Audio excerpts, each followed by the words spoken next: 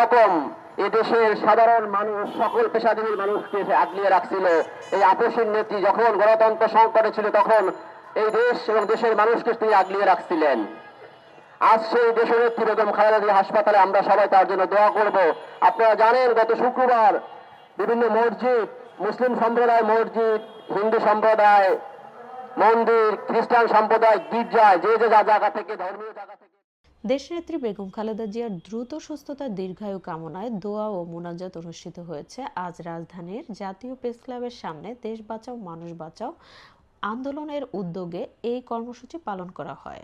আয়োজনে উপস্থিত ছিলেন সংগঠনের নেতৃবৃন্দ, বিভিন্ন রাজনৈতিক দলের সমর্থক সহ অসংখ্য সাধারণ মানুষ। তারা বলেন, বেগম খালেদা জিয়া দেশের গণতান্ত্রিক আন্দোলনের প্রতীক, তার দ্রুত আরোগ্য জাতির প্রত্যাশা। কর্মসূচিতে বক্তারা দাবি করেন, বেগম জিয়ার চিকিৎসার ক্ষেত্রে মানবিক বিবেচনা ও প্রয়োজনীয় সহযোগিতা নিশ্চিত করতে হবে। অনুষ্ঠানে পবিত্র কোরআন তেলাওয়াতের মাধ্যমে দোয়া মোনাজাত পরিচালনা করা হয়। সকলেই দেশনেত্রীর সুস্থতা ও দ্রুত শারীরিক পুনরুদ্ধারের জন্য হাত তুলে দোয়া করেন।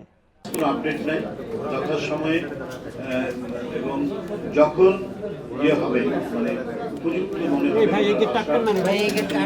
এবং মানে তার মায়ের জন্য, আমাদের চেয়ারপারসনের জন্য তিনি উদ্বেগ উৎকণ্ঠায় সময় কাটাচ্ছেন। আমি যতটুকু জানি প্রতি মুহূর্তে দায়িত্বরত চিকিৎসকদের সাথে তিনি সবসময় কথা বলছেন এবং তাকে বিদেশ নিয়ে যাওয়ার ব্যাপারে তার শারীরিক অবস্থা কখন কিভাবে হবে এই নিয়ে আমি বলবো যে উনি ঘুমানোর সময় পাই কিনা সন্দেহ রয়েছে।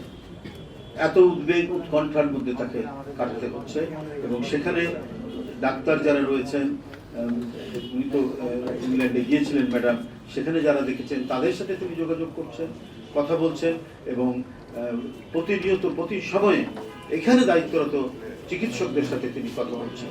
সুতরাং বাংলাদেশের রাজনীতি এবং সব মিলিয়ে দলের আরও নেতৃবৃন্দ আছেন, সবার পরামর্শক্রমে ওনার যখন উপযুক্ত সময় হবে তিনি আসবেন।